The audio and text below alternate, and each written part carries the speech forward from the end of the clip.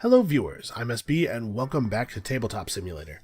Today we're going to be playing a game of solo Scythe, which is something that was requested a couple of times and I think is really cool.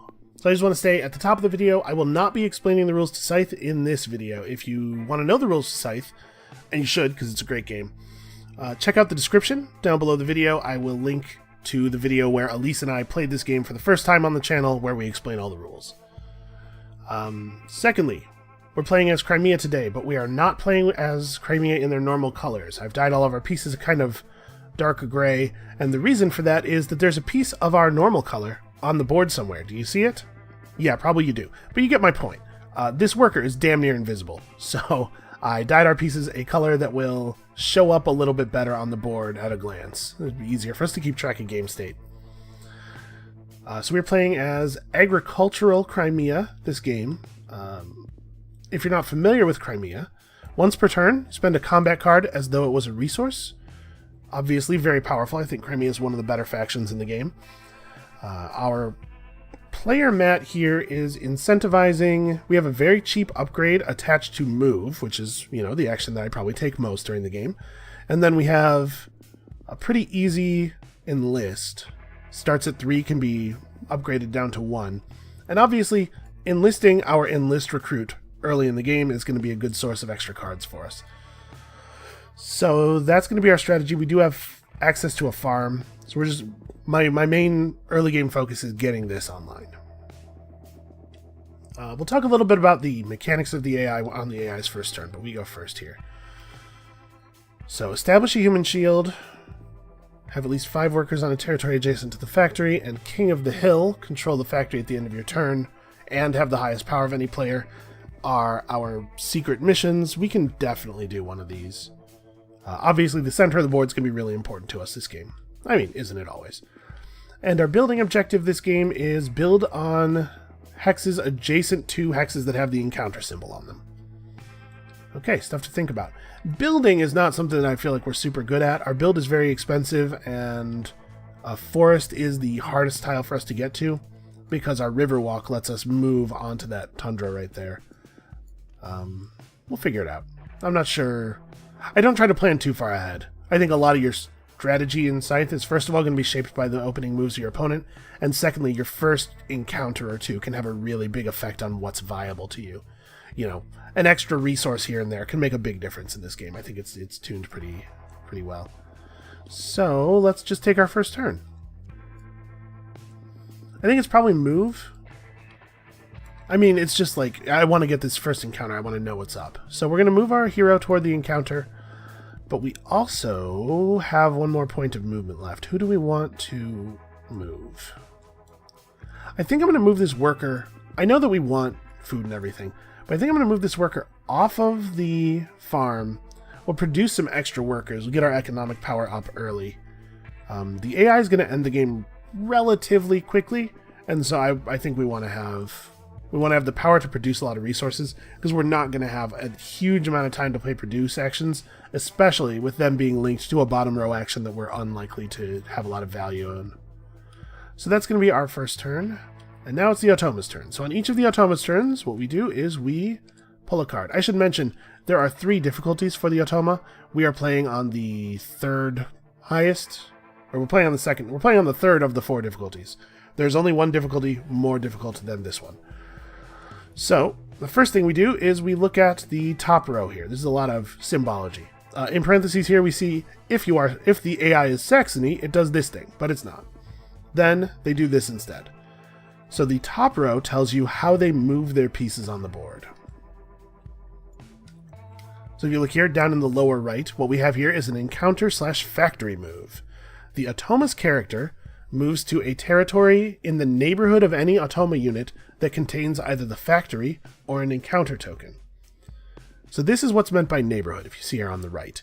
The neighborhood of a unit is the tile that it is in, plus the 6 tiles around it. But they don't have Riverwalk yet, so they can't easily move to a lot of these tiles. So Territories in the neighborhood of any Automa unit that contain the factory or an encounter token. So we have Automa units in the normal starting spaces. This right here is in the neighborhood of Automa units and contains an encounter token. This space isn't legal yet because they don't yet have Riverwalk. So we pick up their character and we move it to any such valid territory without an enemy unit or an Automa mech. Tiebreakers are closeness to the factory and normal reading order. So there's only one legal tile. The red character moves here, and when the Automa moves on to a space with an encounter token, the encounter token is removed. They don't actually process a card or anything, but again, it's about simulating the parts of another player's play that we would have to deal with. And the fact that this encounter is not available to us anymore is part of that. Then we go back to their card. On the second line, we see stuff they get this turn, so they get a coin. Lucky them. And actually, I'm 100% sure I forgot to give them their starting money. The AI always starts with 5 money. A little bit more about the AI starting conditions. You can see they don't have a player mat. They do get their combat cards from their faction and their power, of course. They also have 10 popularity. It is locked at 10. They never goes up, never goes down. Part of the reason they have 10 popularity is that they never have resources, so they don't get to score the resource part of the track at the end of the game. So they'll score 4 points for each of their stars, 3 points for each of their territories. And they'll do a good job of taking territory. And then we have the third line of the Automa card, which tells us which enlistment bonuses they trigger. This turn, they don't trigger any. Finally, in the middle here, it tells you whether they move up their advancement track. If there's a star, they move up. If there isn't, they don't. You see the first 3 spaces of the advancement track have no Riverwalk on them. As soon as they get here, not only do they have Riverwalk to all tile types, but also they can use lakes as normal terrain, regardless of which faction they are. Now, it's not to say that all the factions are the same when played by the AI, because obviously there's certain actions you only take if you're certain factions and stuff. But the movement would have to be a lot more complicated to... You'll see why. You'll see why they get to use lakes and all the rivers and stuff. In addition, when we get enough advancement things that the cube gets down to here, first of all, they get a star, and secondly, we shuffle the discard pile back into the deck, and then we invert it, and from that point on, they play with the red half of their cards instead of the green. So this part of the game, this part of their advancement track is sort of simulating the I'm setting up my engine, I'm mostly making internal moves thing. And then after that, it's a lot more like a player who has their engine set up and now they're gunning for their stars, they're trying to close the game out. In that way, the amount of pressure you have on you does actually feel like you're playing against another player, even if their specific actions don't always. Okay, so we moved. I think we're going to take a produce now. I need workers. We're going to go big economics this game. Stop it. All right, there we go. I'm a little clumsy. The interface for Tabletop Simulator I actually think is quite good. I'm just clumsy. So that's the end of our turn. And you can see, once I'm not explaining everything that's going on, it's going to move pretty quickly. So they make another factory/encounter move if they can. You'll notice the top part of the card usually has multiple moves on it. You just do the leftmost one if it's possible. If it's not possible, then you do the one afterward. So I'm pretty sure... Yeah, valid territories for an encounter/factory move are territories that contain the factory or encounter tokens that are in the neighborhood of Automa units. There are no such places right now. So instead, he gets the other thing, which is move your character. A non-attacking character move. So the character will move to, valid territories are territories in the neighborhood of any Automa unit or the home base which do not contain an enemy unit or other Automa combat units. You move to the territory that is the shortest distance from an enemy combat unit. Tiebreakers are closeness to the factory and normal reading order. So I think that's right here. Right, this is the closest to our units. This space contains no other combat units. So Olga moves to the space she's already in. Before you have Riverwalk, it's hard to get aggressive. And then they gain 3 power and a coin. They're going to get a lot of power over the course of the game. I don't remember if I explained this or not. Mostly they'll just get stars from their card. but they are capable of getting both the power star and the combat star. Both of combat stars, actually, they can get. So we do have to be a little bit careful about those things. We do want to engage them in combat a little bit to try to bleed power out of them, and of course we don't want to lose when we do so. So they made their move, they got their thing, and then if we had the coin enlistment bonus, we would get a coin now. It is as though they just built a mech, right? And there's other stuff on the card. Don't worry about it yet. We'll see it soon enough. So we're going to take another move action because I would really like to get this encounter token. And what are we going to do with our other move? We can move a unit to... We can move a worker to the mountain. Not because we want to be on the mountain, but because we... Well, actually, our Riverwalk takes us to Tundra, doesn't it? So the farm is also adjacent to the Tundra, and the farm is a much more relevant resource. So these will be our two moves. All right, let's get our first encounter. Okay, a lady's trying to pick fruit. We have happened upon her. We can use our intense military might to help pick fruit and keep some for ourselves, gaining 2 food and 1 popularity. We can pay the lady to supply our empire with her apples, paying 2 money to gain a worker and 3 food. Or we can banish her from her family's land, paying 2 popularity to build a structure. Those are actually really interesting options. So, it's only 3 food to enlist for us, right? So if we took, say, the pay 2 money to gain a worker and 3 food, our next move could be a bolster that gets us that early enlist, and then we're on track to get a lot of free combat cards. That's hard for me to ignore.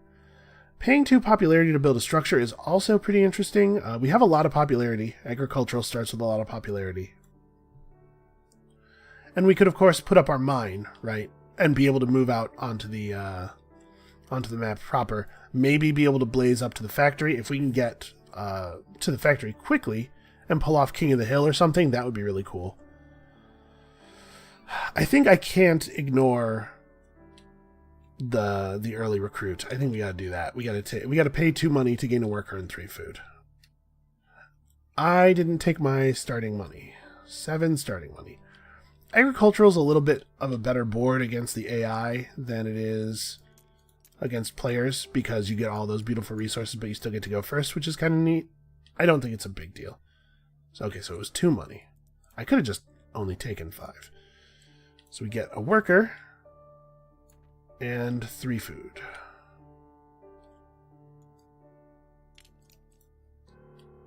And we've provided valuable employment to this weird lady we found in the forest. So that's good. If she's a witch or something, she probably won't curse us. Alright, and that's the end of my turn. So, back to you. Back to you, robot. Alright, if the robot was Nordic, it would try to move a worker right now. Instead, it wants to do a factory move, which we know it can't do. So instead, it moves the character, and we know what happens. It moves to the same place. So that was easy. Then it gains a power and a worker. Power, and we grab one of its workers and place them on the home base. And then my power enlist would trigger if it was live, and then they get an advancement. So they're pretty close to getting off of their home peninsula now. We're really not. Alright. So I'm going to play this. We are going to pay a coin to take a combat card instead of 3 power. That's probably not a huge surprise to anybody. Those are probably shuffled already. Okay. A combat card or 2 gives you a tremendous amount of flexibility. And then we're going to pay food to enlist. Here's a question. Do I want to pay 3 food or do I want to pay 2 food and my combat card to keep food for later enlisting? I'm actually not sure what the right play is. Because if we pay the card, right, and we keep a food, then a single upgrade will mean we could take another enlist without having to secure more food. So we could, like, pay 2 food, pay the card, next turn, trade for oil, next turn, do another move, do an upgrade, move 2 more guys to the thing here, do an upgrade, do another enlist, and then next time we produce, we'll have enough food to get the next enlist, and that feels pretty aggressive. I like that. It may be that I'm going to run my my hand of combat cards a little too much here. We may just find ourselves not being able to get more cards. We're paying 2 food and a combat card to enlist. We're going to take this guy so that next time we enlist we get a card. And I think I'm going to get 2 cards, right? That seems like a pretty obvious play. Alright, what do we got? We got a 2 and also a 3. Wow, we're really killing on these draws. And I get 3 money. Okay, not too shabby. Come on, trigger my bonus. I need free cards. They're not doing it. So if he was green, he would try a factory move. Instead, he's going to move a worker. So let's look at the move a worker rules. Select the Automa closest to the factories, closer to their home base. Closest to their home base.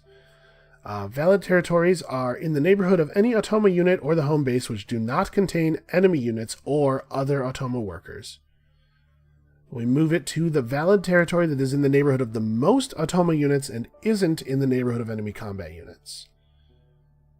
Okay. So this space is in the neighborhood of 3 units, as is this one and this one. But this is the only one that doesn't have another worker, so this is the only valid space. And then they get a worker and a coin.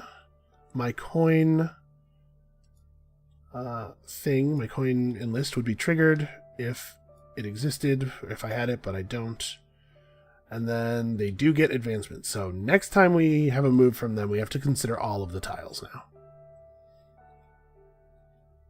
Okay, what's my turn? I probably want to pursue that trade strategy, right?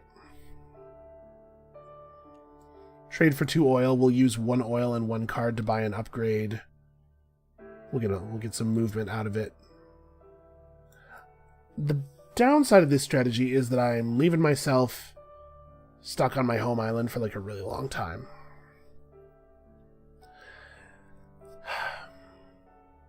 Well, when we make our move, we'll move a worker. We'll move some workers to the mountains, maybe. We'll like move a worker here and a worker here. Yeah, I think this is still right. We can make this work. So we'll trade for 2 oil right now. Yeah. I'm having some doubts about my my greater plan here. But I think this is right. We'll get 2 oil right now. No bottom row action for us. And then the Automa, if it was Saxony and had at least 5 power, it would try some combat fighting stuff. Instead, it moves a worker. Combat fighting stuff. It's the best kind of fighting stuff. So they do have Riverwalk now? Yeah, okay, they can use the water.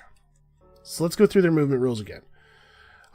We select the unit, the worker that's in their home base. We're moving him to the valid territory that is in the neighborhood of the most Automa units and is not in the neighborhood of any combat units. Tiebreaker is closeness to the factory and then reading order. So here and here we have territories that are within the neighborhood of 3 units. This one's in the neighborhood of 4 units, but it has a worker in it already. This space is closer to the factory, so this space is where he goes.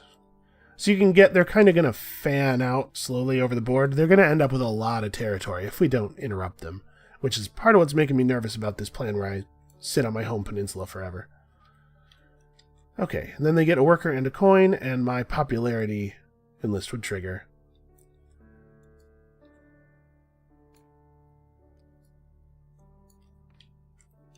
Okay, and then they do get an advancement. So you can tell the game's not going to be terribly long. They are going to get there. Alright, so let's play a move. I think we want to move a guy to here. Actually, maybe we want to move 2 people to cover this. Right, because we can move 2 people to the mountain. And then on our next produce, make 3 metal. And be able to pay a card to get the guy. Or, this is tough. No matter how we split this, right? We're going to move 2 units out. We're going to have 4 total units on these production spaces that we care about. Which means that we're going to have to pay a card for both our next deploy and our next enlist. We can also buy metal with the trade before we make our deploy, but if we do that, then we don't have a good way of getting oil. Although, I guess I just want to get my Riverwalk up, don't I? So why don't we... Yeah, we'll split them like this. That way, when we produce, we'll make enough metal that we can trade just for 2 metal, pay our deploy that way. Okay. Okay, so then we want to upgrade. I think I'm going to pay oil and card so that we have enough. That means we have enough oil to do another upgrade without having to acquire any more. And we're going to lower the cost of enlist. Well, yeah, we're going to lower the cost of enlist, I think. So the question is, which cube is moving to the bottom row? Move and produce obviously have pretty high value cubes. The technology cube that's blocking the second card on bolster is actually way more relevant for Crimea than it is for other factions. But I don't think we need to move that out just yet. I think I want to move... I want to get the ability to move more. So we'll lower this cost or lower this cost. I don't think it ends up really mattering. Yeah, this one's fine. So, we get a coin for playing an upgrade, and then we are moving back to the AI. They try to make an encounter or factory move. This time they'll be successful, though, because they have Riverwalk. So, there are 2 encounter spaces available. Tiebreaker is closest to the factory. Okay. So they go here. And they burn that encounter token. They would go to the factory over taking an encounter token if there was already a unit, if there's adjacent to it. And then they get a mech. And it just sits on their home base, and it moves a lot like their other units, just kind of teleporting around. And then they get an advancement. Okay. Not a big deal. Not exactly a terrifying turn from them. So at this point, we want to take our produce, right? Should I have upgraded produce? Because we could have produced on the village. I actually think I don't want to produce on the village, right? Because the next guy is the guy who makes it cost popularity to produce. So yeah, we'll take a produce. We will pay a power for it. It will produce on these 2 hexes, making ourselves 2 metal and 2 food.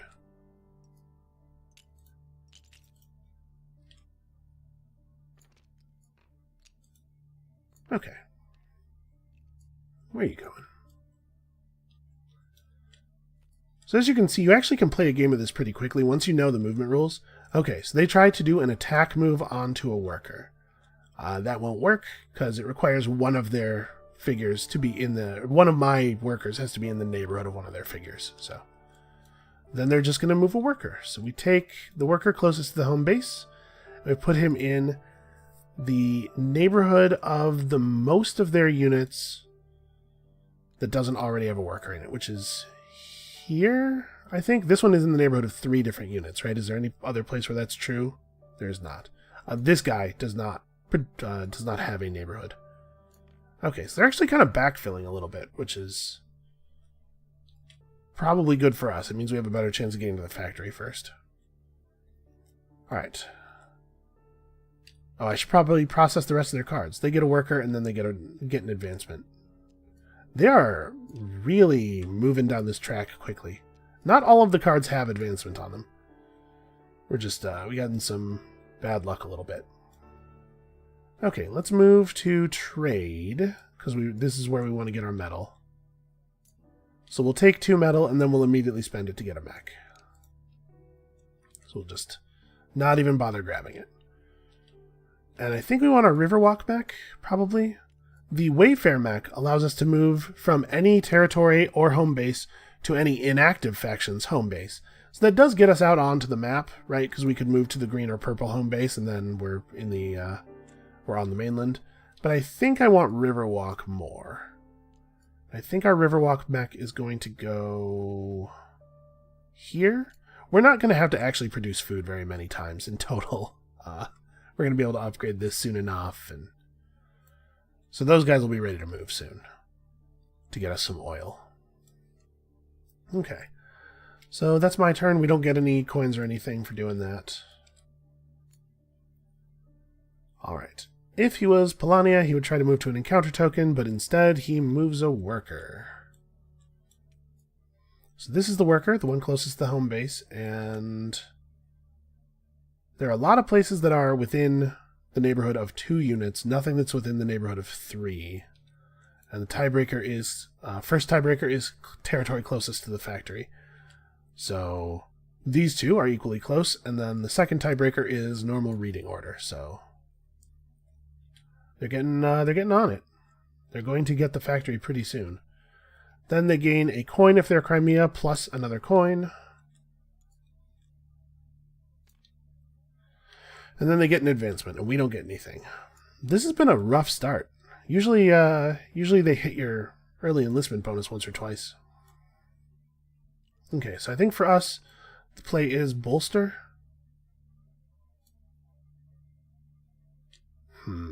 What did I just produced. We could trade for oil and then just move. We could hold off on the bolster. Yeah, let's do that. Because I want to get the oil and then I want to move out and start getting on the map. So we will pay a coin for trade.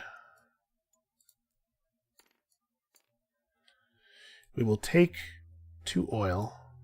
No, wait. Hold on. We don't have to trade for oil. I did a whole thing so that I would be able to move without having to get oil again. So hold on. In that case, I think I just want to move, right? Yeah. Let's just move. We have Riverwalk now. So our character definitely moves because we are preparing for getting more encounters, right?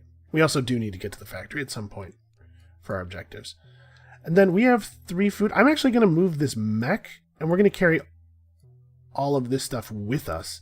Because it turns out we don't need to produce in a factory ever again. Or produce on a farm ever again. Because we're going to pay oil plus our card for an upgrade. And we are going to just block this off, and then we have enough. We already have enough food for the remaining enlistments. So, what cube's moving? It could be a bolster cube. It's probably a bolster cube. It could be a produce cube. Actually, we're getting to a point where it might be wise to do it for produce. We might also want to actually take the bolster power cube. They're starting to get ahead of us, and they're going to keep gaining power all the time. And at some point, we're going to get in a fight, and I want to be able to actually win it. Let's take the produce cube for now. So we got to get some guys onto the forest so that we can produce and then build in the same action. Alright, we'll figure it out. So we upgrade, we get a coin. Doing alright on money. Oh, I get 3 moves. I'm actually going to move this worker off of this. Am I? So first move was move the character. Second move was the mech carries all that stuff over. We need people on the mountain. Yeah, let's just go ahead and commit this. We'll get more workers later. I often get myself into this position where I go up to 5 workers and then I stop building workers for a long time because I don't want to pay the popularity cost for producing. Yeah, so that's the move and then the upgrades, and we're good. Oof. So you move a mech. The mech move is a little bit different. The mech has mostly the same valid territories, but it tries to move as close as it can to enemy combat units without actually getting in a fight. So it's going to move to here. Right, it has access to several different spaces. Oh no, it's going to move onto the factory. Because it tries to move to the valid territory that is the shortest distance from an enemy combat unit, tiebreaker closest to the factory. Turns out 0 range is pretty close. So that's annoying. We're going to have to deal with that. And then they get a worker because they're Rusviet, and also a worker and a coin. So they have all of their workers out now, but they don't get a star for this. This is not one of the stars that the Automa can earn. And they get a coin.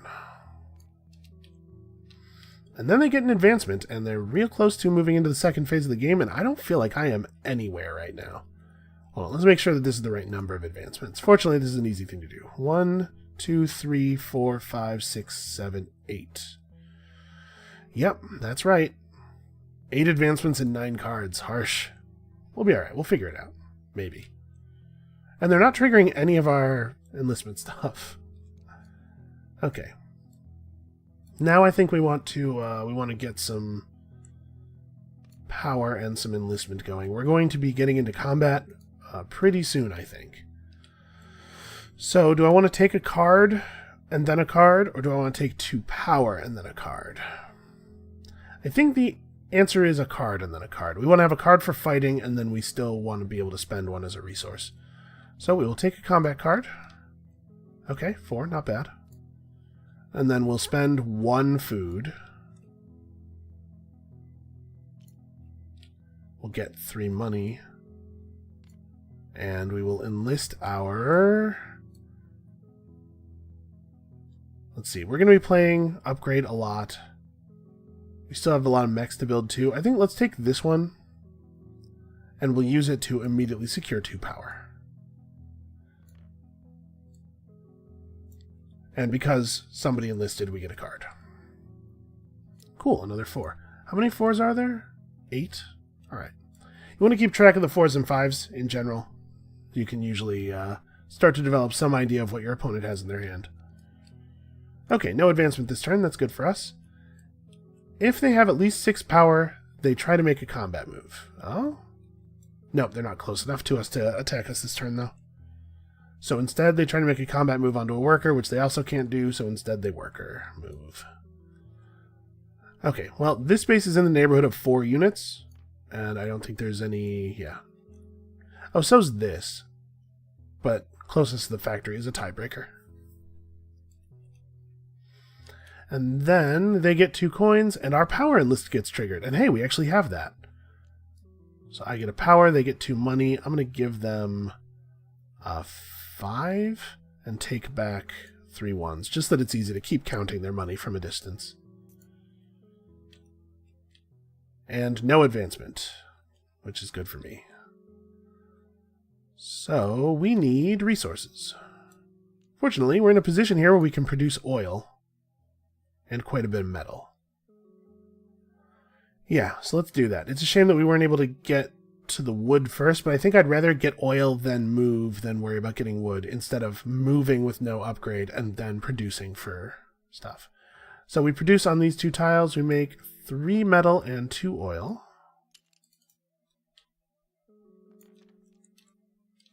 Because remember, we have to play upgrade 6 times to get the star, whereas we have to play every other action only 4 times. And obviously we can't bottom row here. Oh, it does cost me a power to do that.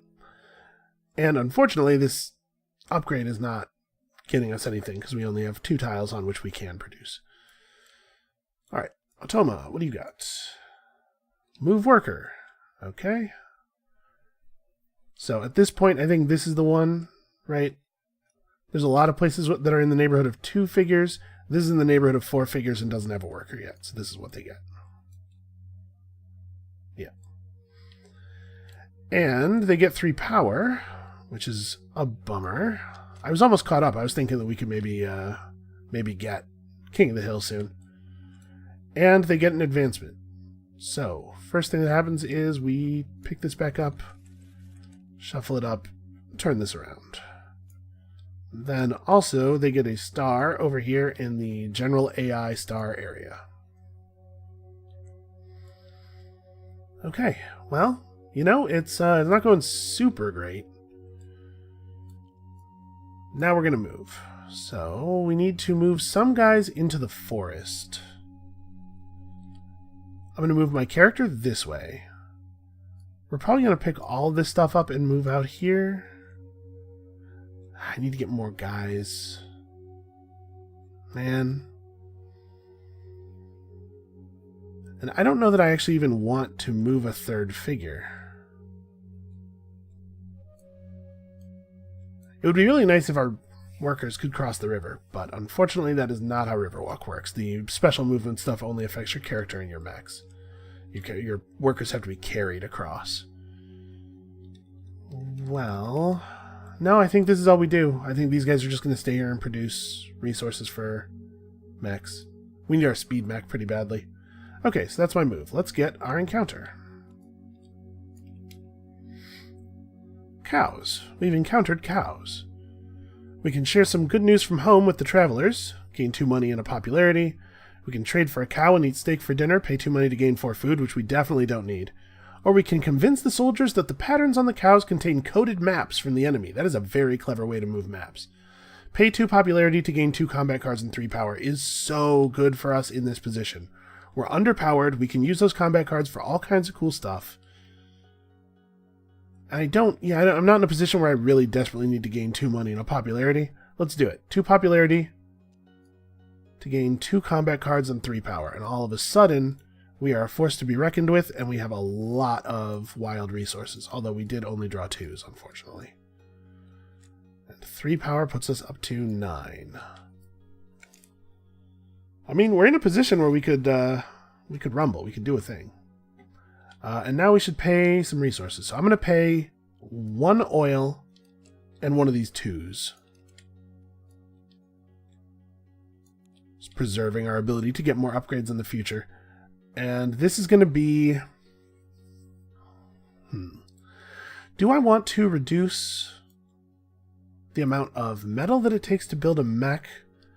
Or do I want to start working toward actually being able to make buildings? I think the answer is the amount of metal that it takes to build a mech. How much? Well, we have 3 metal on us right now. And of course I have enough cards that I can almost certainly afford to pay a card into building a mech as well. So if I do this, if I upgrade this, and then we pay a metal, or we pay a card instead of a metal building the next mech, it'll only cost us 2. Yeah, I like that. We're getting really close to being able to rush out our mechs really fast. We do need to build some buildings, like they're worth a lot of points, and they're a way of getting points that the AI doesn't really mess with too much. None of their movement orders make them care about buildings. They're going to care about your units.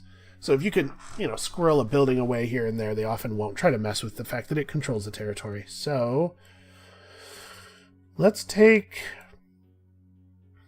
the technology cube off of cards and put it here.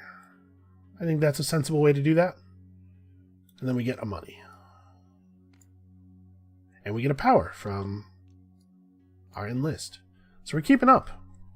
It's not always easy to do. The AI gains a lot of power. So they move a worker, and then they're going to trigger our enlist bonus this turn, which is really cool.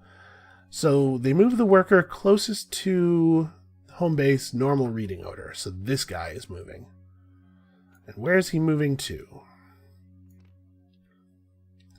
He's moving to the valid territory. Okay, so valid territories in the neighborhood of any Automa unit or its home base which do not contain an enemy unit or Automa worker. Pick up the selected worker, and then choose the valid territory that is in the neighborhood of the most Automa units and isn't in the neighborhood of enemy combat units. So I'm a little unclear. Pick up the worker, right, means he's not in this space anymore. And then this is the space. This space is in the territory of 4, or is in the neighborhood of 4 units. And doesn't have another worker on it. I think he ends up right here. I'm pretty sure I'm playing that right. And listen, they have covered 8 spaces with their 8 workers. This is the maximum value of these workers. Alright, then they get 2 money, and then I get a power. So I'm going to take my power. And here is your 2 money. And no advancement for them. Cool. Alright, so do we want to just hit the next... I can actually... I should have taken the power cube from the upgrade. We still can. I think we're going to go to Power Star before we engage in combat, because we have a really good opportunity to do so. So let's pay a coin. And take power from our bolster. right? And then next turn we do a move, take an upgrade, take this cube for the upgrade, and then next turn's bolster we can go to 16 power, and then we can just start fighting all the time forever. Always fighting forever. So yeah, we take 2 power. We will also pay a food for an enlist, which is going to get me this enlist. We're going to take 2 popularity, I guess. It doesn't super matter which one-time bonuses we take because we're going to get all of them. And we get 3 money when we do that. And we get a card because we enlisted. Excellent. 4-4-5 is a pretty good fighting hand. Alright, your turn. Factory move. So, the character... Destination territories are any valid territory without an enemy unit or an Automa mech. So they actually will not move to the factory. So is there... there are encounter tokens they can move on to, though. They'll prefer to move on to ones that are close to the factory, but actually the only one that's in their neighborhoods is back here. So they do this. That's interesting that their character won't move on to the factory. Weird. Any valid territory without an enemy unit or Automa mech. Yeah, okay. Seems very strange to me.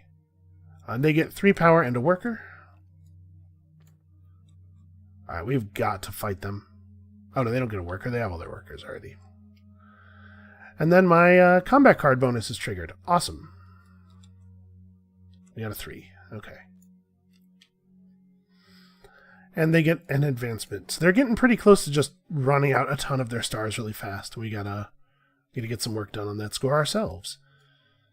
But that's okay, we're in a good position for it. So, actually, hold on a second. As much as I want to get that upgrade and do all the things, maybe we need to produce here. Or not produce, trade.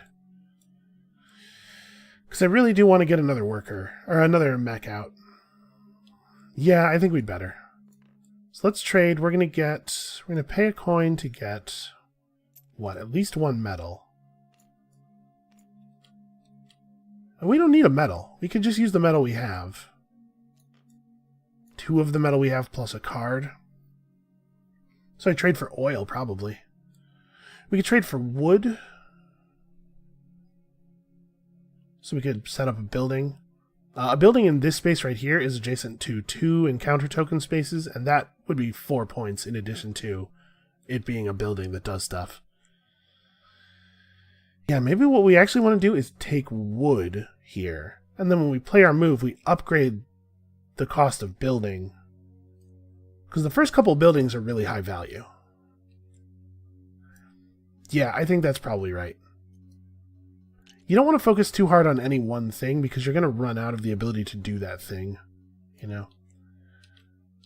This is my experience, at least. Okay, and then we're going to pay 2 metal and 1 of our crummy combat cards. What's crummiest? We have a 2. To make the speed mech, and we're going to make it right here so that it can get these guys out of here after they're done making metal. And when that happens, we get a coin from our enlist bonus. Well, we're making some progress, at least. Okay. Move a mech. So, valid territories, yeah, within the neighborhood of Automa units. Pick up the selected mech or character. Valid territory that is the shortest distance from an enemy combat unit.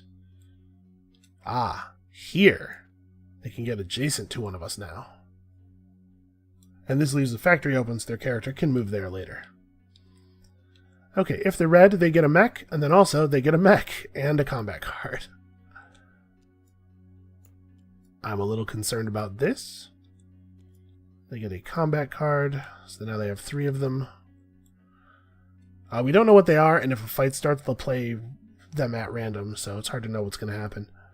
And it triggers our coin bonus, because they built a mech. And then they get advancement. Okay. So we need to move. We have our speed mech now. So we move our character to the factory, right? I may lose a combat because I did that, but I think that's right. Because that's going to allow us to trigger King of the Hill at the end of the turn. We have 3 more moves with our speed mech. I think we don't need this many workers on this space, and I think I want more workers on the forest. So let's move this mech. He's going to go 1, 2, and he's going to carry 2 workers with him. We still need 1 worker back here. Yeah, because we have 1 metal. We can pay 1 card for our next build, and so we need to produce 1 more metal. Actually, we don't though, right? Because we have trade. We're going to be able to trade for the rest of our metal, actually. So do I want to just move all of my workers up? I think, you know what I want to do? I want to move... I'm going to drop this worker. I'll drop 2 workers off. So this mech will pick up all the workers in his space, go 1, drop those 2 off, and 2. We moved our character. So that means we actually are allowed to move 1 more figure if we want. Do I want to do this and block this space so that they can't take it, maybe? Or maybe I just want to stay right here to play defense. Because the AI can play more than 1 card when they attack. So this might be worth doing. Yeah, I'm just going to do this. We're going to play safe. Yeah, they might attack at any moment. So we moved on to the factory. We get to see one of the... Oh, I didn't set up the factory cards. Obviously, when you're playing with the Automa, you treat them like a player for the purposes of things like this. So we set up the deck as though it was 3 players. And then we look at them, and what do we want?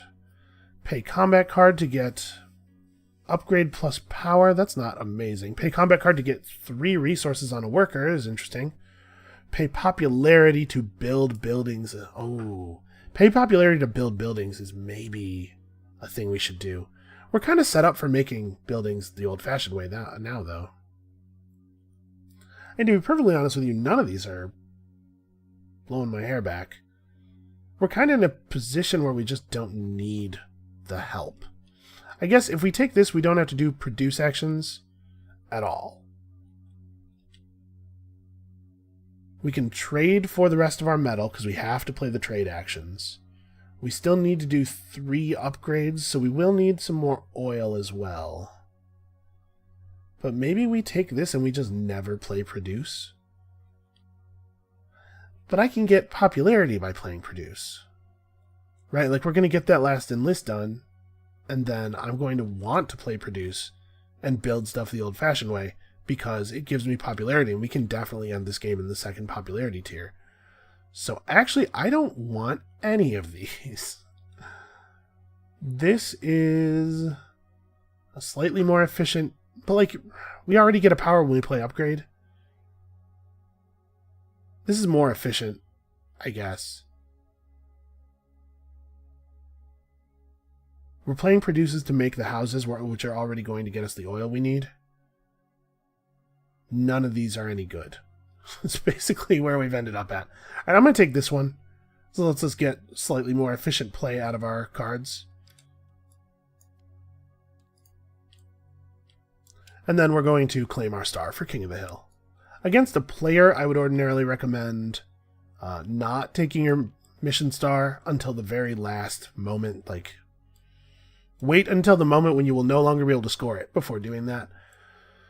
Because you want them to miscount, right, and stuff. But against the AI, it's irrelevant. So we're going to also play the upgrade. We're going to pay oil plus 1 of our crappy cards. We have a 3, right? Yeah, let's toss the 3. We will get a money and an upgrade and a power. And our upgrade will be this one. Because it doesn't actually matter. We only need to gain 2 power anyway. Feeling pretty good, though. And we're getting real close to this star. We're going to get this star next time we play it. We can very easily get the star for workers by just moving guys once before we play produce. We're not that many advancements off of the AI, just running out the clock, though. A little nervous. We'll see how it goes. Okay, if they are purple, they try to make that move. Instead, they move a mech. Well, they certainly have some mechs, don't they? Valid territory that is the shortest distance from an enemy combat unit. And valid territories are those that do not contain an enemy unit or an Automa combat unit. So, here? Here is also legal. What's the tiebreaker's probably close to the factory. Territory closest to the factory. So actually, this is what they want to do. This is one space away from a combat unit, one space away from the factory. Okay. And they get a coin and a mech.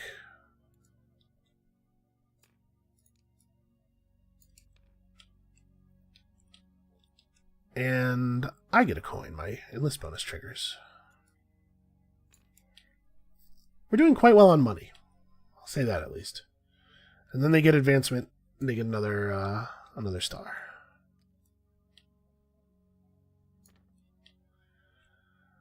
Hold on, let's check and make sure we have the right number of advancements for them again. So they have 3 advancements past the reshuffle. So 1, 2, 3. Yep, okay. I really like that it's so easy to make sure you haven't missed anything. Okay, so this turn, do we just want to take that last enlist? I think we do. We play this. Well, hold on. Well, when we play this, we're going to get... Oh, you know, we should play this right now, because if we do it right now, we can get the power star. But if we don't, they might attack us on their next turn and potentially make me want to spend power. The power star might actually not be available to us next turn. So I'm going to go ahead and take the power. And also, we'll spend this food. There's no reason not to. And we'll get our last enlist. So, 2 coins for me. Take a 3 and put back a 1. And then also 3 coins from playing the enlist. Also a combat card from playing the enlist. And then also we get our enlist star and our power star. This is like a pretty okay turn. Okay. Boy, they've completely given up on violence. They're just going to maneuver around us a lot. So, this mech moves to here. This is close to a lot of enemies and adjacent to the factory. Yeah, I'm pretty happy that they're not actually attacking. So they gain 2 power and a mech. Oh no. They have no mechs left to gain. So now we should attack them, right, to encourage them to spend power, and then we get our power enlist triggers, but it doesn't do anything, and then they get an advancement. Yeah, so now we want to take a move action to hurt them. Ah, shoot, no I don't. What I really want to do is get oil. Oh, we could do this. This will let us get oil so that we can do an upgrade on our move action, but also it lets us move. So we'll pay a crummy combat card. We'll get oil something. Right, because we need 2 oil to finish off the game. So I can gain them anywhere I have a worker. Oh, and I forgot to carry my resources with me when I was moving around.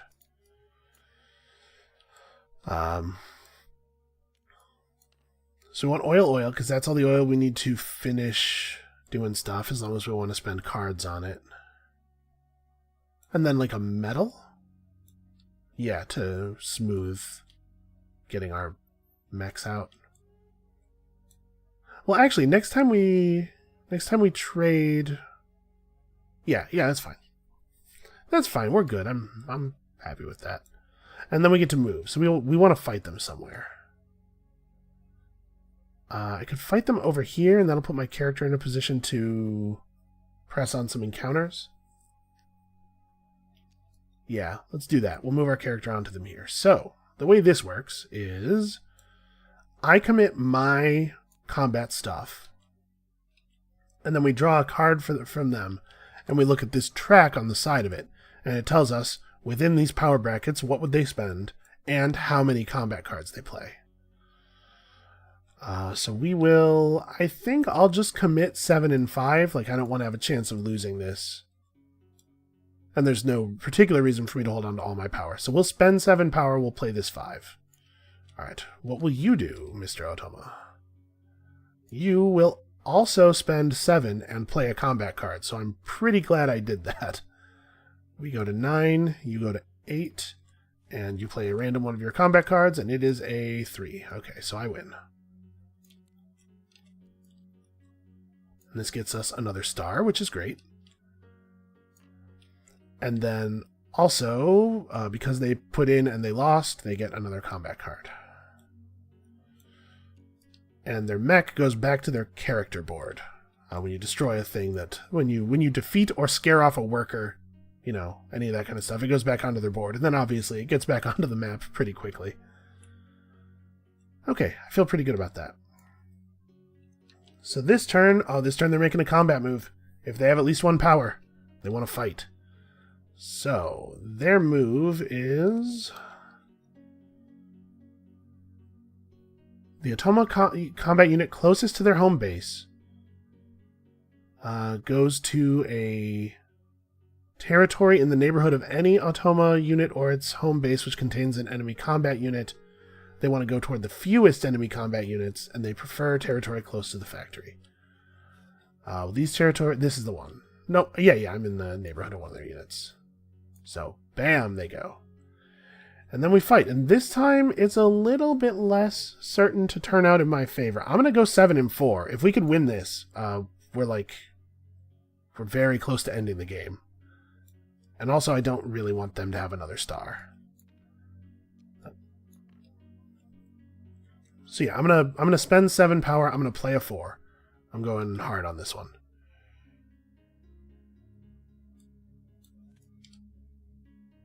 They are also spending 7 power. Yeah, they're in the 8 to 13 brackets. They're also spending 7 power, and they're playing a combat card. Okay, it's a 2. Woo! So they just lost a combat in a very embarrassing way. Go home. And we get a combat star. So this is what I was saying when I was saying that they're a little bit manipulable. They will do things that a player might not do in some situations. And that's offset to some degree by the fact that they can teleport. So it's a pretty useful ability. Okay, and then they get a coin, and then they trigger my combat card recruit, which is pretty cool. Because I'm actually starting to run a little bit low. Alright, a 2's fine. It's just a resource anyway. And they don't get an advancement this turn. Well, that's really bad for them. So, we can end the game by going upgrade, build, upgrade, build, right? That's 4 turns. Oh no, I only have 1 star left. I don't even have to do that much. We have 2 mechs, we have 2 upgrades, we have 4 buildings left. So I think the best version of this is it's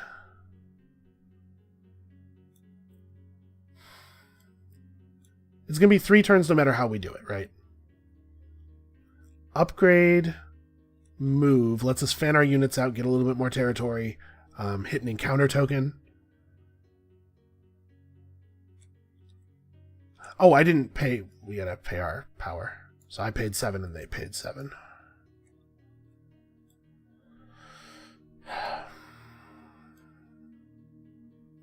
So probably what we actually want to do here is we want to do one of these 2 things. Then with the other action we want to build, because the one building that we place here will be worth a considerable amount of points. So probably the play is move. We want to kind of fan our guys out. So I'm going to do 1 move here. I'm going to do 1 move here because I'm a little concerned that they're going to do a worker attack now. And then I'm going to move here. Because we're pretty close to a popularity gain, right? Like, if we're going to build on our turn, on our next turn, we're going to get a popularity from that, taking us to 5. The encounter card will have an option on it that gives popularity, and then if we just get 1 lucky trigger of our popularity enlist, we can totally end the game in the 2nd tier here. So what do we got? We could herd some sheep on a hillside for an afternoon. Wouldn't that be nice of us? Gaining 2 food and a popularity, we can serve lamb for dinner tonight, pay 2 money to gain a worker and 3 food, or we could use the sheep to trip up a passing mech, pay 3 popularity to deploy a mech. If we pay 3 popularity to deploy a mech, we can end the game on our next turn. That might be good. Here's the thing. If they get an advancement on their next turn, then we have another turn coming where we know they won't. So in that case, it would be better for us to give ourselves the extra turn to build this thing. But I guess that's a decision I don't have to make until I see their card. So we should take the mech thing. We should give up on the popularity, which was going to, in the very best case, require them to play into it, which we don't know for sure that they would have. Yeah, let's pay 3 popularity to deploy a mech. So here, and we play a mech. We don't need the scout. Oh no, sorry, we don't need the Wayfarer mech, so we will build the scout mech. Before combat, steal one of your opponent's combat cards. Sounds good to me. Unfortunately, he goes in the place where we took the encounter card, which makes him less than useful. Well, less than optimally useful. And then we get, we're going to go ahead and still do our upgrade, I think. Because it's worth a coin. Yeah, we're at most losing a point by doing this, because we might break up a pair of resources. So we'll pay oil and card. The worst case scenario here is we lost a point to gain a point. We'll take this tech cube. We'll take this tech cube and put it here. Right, because we're going to trade, like, maybe we get to, I guess it doesn't matter. No, it actually can't matter. And then we take a popularity because we upgraded our tech. And we also get a coin. Okay. Well, I do believe that we've won. Oh, they did give us a popularity. Okay, so if they have at least 7 power, they try to fight a mech, or they try to fight a combat unit. Otherwise, they try to attack a worker, which they can't do. So the attack move versus worker will the only valid territories are places that have an enemy worker but no combat unit. So this actually would have sucked if they had moved in here. But because we jumped a guy in front of it, we have prevented that from happening. So what's their other play? Their other play is move mech. So they want to move as close as possible to an enemy combat unit, as close as possible to the factories. They move here. Okay, and then they get an advancement. Oh, sorry, they get 3 power. Then I get a popularity. Then they get an advancement, which means a star. So we know for a fact that they won't put up a star next turn. I guess we don't know that for a fact. We know that they won't put up a star this way. They could put up a combat star, potentially. They have 2 cards. They could both be 5s. Who knows? So that being the case, should I end the game now, or is it a better point differential for me to spend 1 turn building and then end the game on my next turn? I think a lot of it comes down to whether or not they fight me. So we're at 2 popularity now. We build up to 3 popularity. Then even if they buffed our popularity again to 4 and we took the double popularity on this thing, we still wouldn't get the extra tier.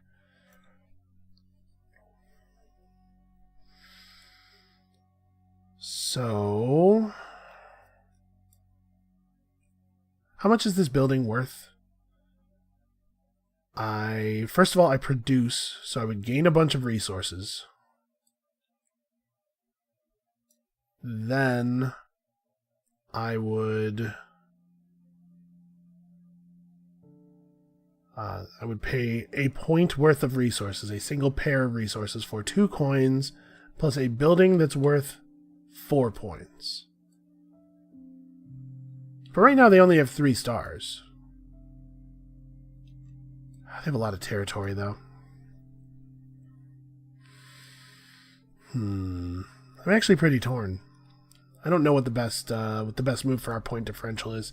And the thing is, if they have another attack worker action on their next thing, they'll get to do it, and we'll lose a hex. But right now, I control very little territory. I guess that's not really relevant. No, none of my plans involve me moving. But they could. We could, if we do the build, we could have our final action be this thing. And then that gives me the ability to spread out. We get to fan out on our last turn. And then take the upgrade that gives us our final star. Yeah, okay. I think this is right. I think. So I'm going to pay a power for a produce. We're going to build worker. Right, we may as well produce on all three of the hexes that we own. So we produce worker, oil, wood. Actually, I'm just going to take 1 wood. Because, right, we're going to spend 2. Or, yeah, we're going to spend 2. I'm going to hold on to my 4 just in case. So we'll spend 2. We'll get 2 more money. And we'll put down, it doesn't actually matter what, right? I'll put down my mill right here, which is worth a lot of points. And I gain a popularity, which almost certainly does not matter. So I ended up not actually gaining any time by taking the minus popularity action here. I would have been up a tier if I had taken the gain popularity, but that was down to randomness. I chose not to trust it. I don't know. It was probably right. I think it might have been right. It's hard to know. Well, we've given them another turn. Okay, and they're just moving. Yeah, this is not that great for them. So they move a mech. The mech closest to their home base tries to get all up in us with violence. He wants to move close to an enemy combat unit. Yes, the valid territory that is shortest distance from enemy combat units. Tie breaks territory closest to the factory. So we pick him up, and then like this is the tile, isn't it? I'm pretty sure. And that has very little effect. And then they gain 2 money and mech. We'll give them a 3 and take a 1 back. Okay, this is a high value sequence for us. I think it was right to do it this way. So now we have a move. We get to fan out. So we're going to take this mech. We're going to carry with him 1 worker. 1. And then 2. And then we're going to move our character to here. Wait.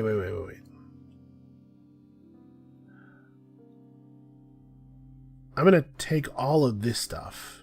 This mech is going to go 1, 2, and then this worker is going to move 1. Those are my 3 moves, because I want to control the factory at the end of the game, right? Yeah, okay, that seems right. And then we pay 2 oil, or rather we pay an oil and a card. We do end up spending our 4. For the last upgrade,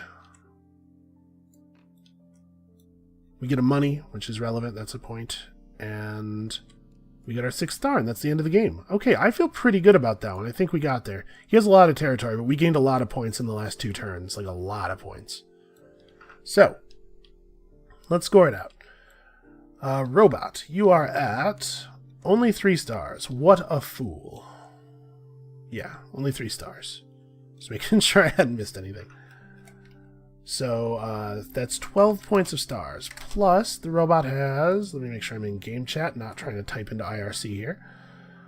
Plus, the robot has 1, 2, 3, 4, 5, 6, 7, 8, 9, 10, 11, 12 controlled territories at 3 points each. That's pretty alright. And then also, money's a point. So you have... $16, $19? Is that right? I think that's right. Have I forgotten how to score Scythe? I think that's all the stuff, right? He doesn't benefit from this. Yeah, so... If I forgot how to score Scythe, I'm sure you guys will yell at me appropriately in the comments. So what is that? 67? 19 plus 36 is 55, plus 12 is 67. So like I said, that's actually not even a bad score, right? Like the AI did a fine job here.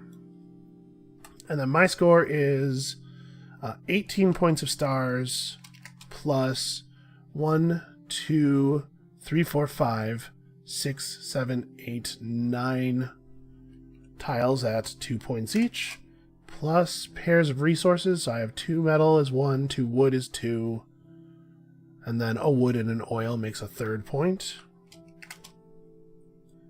And also I have 4 points from the building objective. And then also I have quite a lot of money. So this is 18, 22, 23 points of money. So this is 36 plus 23 is 59 plus 7. Did I lose? I lost. Right? Yeah, 18 plus 18 is 36. This would make 40 plus 26. I lost the game.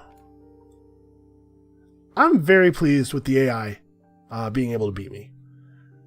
Did I forget to count anything? Are these real scores? 1, 2, 3, 4, 5, 6, 7, 8, 9. No, these are real scores. I just didn't get there. So if I had taken the other route, hold on, we can recreate my score a little bit, and I want to find out what would have happened if I'd taken the other route. So I would have not gotten the mech. I would have 3 more popularity than I do right now.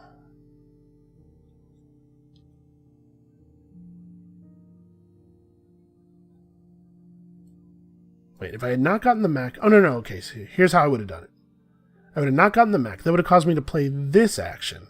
I would have paid a coin. 1 more coin than I did pay. Right? I would have gotten 2 popularity, and then paid my 2 metal for my mech, getting me my coin back. So I'm 1 popularity up over this action.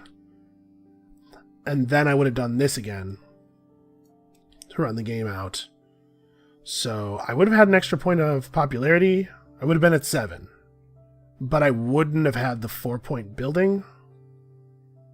No, that was super wrong. I definitely should have done that thing. Oops. Because the popularity tier is worth way more, right? It's worth a point from each star plus a point from each hex plus a point from each pair of resources, and that would have been way more than I needed to win. So basically, I had that one in the palm of my hand all the way up to the end, and then I got all in the face of victory. I became terrified of my own power, and I relented.